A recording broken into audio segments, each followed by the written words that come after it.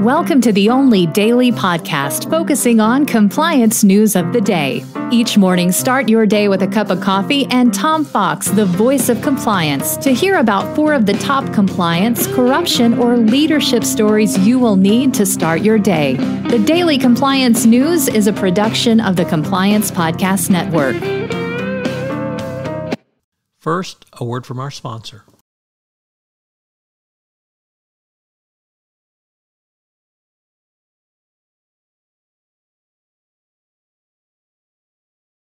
The Daily Compliance News for April 27, 2023, the De-Risking Edition.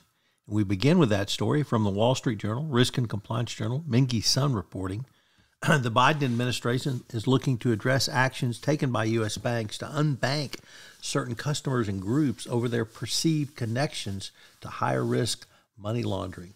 The bank's decisions to limit exposures to certain categories of customers over increased illicit finance risk could hurt those communities and pose a national security risk by driving financial activities out of the regulated banking system.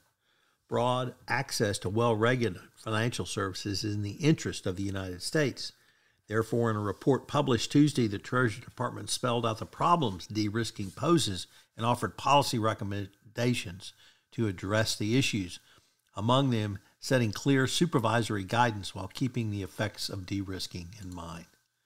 Next up, from the Chicago Sun-Times, a first-time contributor to the Daily Compliance News, rather surprising given all the corruption in the great state of Illinois and Chicago, it is about the ComEd bribery case, where the former Speaker of the House of Illinois is charged with bribery and corruption. Jurors have begun deliberation in the case against 4 former political players in the state of Illinois who were labeled grand masters of corruption by the federal prosecutors. The trial lasted 6 weeks, and there were 50 witnesses, obviously a cache of recordings, and the fate of those who had access to the speaker is in the hands of 12 jurors. Next up, from the New York Times, the Microsoft putative bid to acquire Activism took a huge blow as the UK blocked the merger. British antitrust regulators on Wednesday blocked the proposed deal and handed a notable win to government enforcers around the world who want to rein in big tech. They decided that Microsoft's proposals to ensure the acquisition did not harm competition failed to adequately address the concerns in the cloud gaming sector. The United States government has not yet weighed in on this, but with UK regulators saying no, that's a huge blow. It's a very big win for broader efforts to realign antitrust enforcement, a former FTC commissioner said.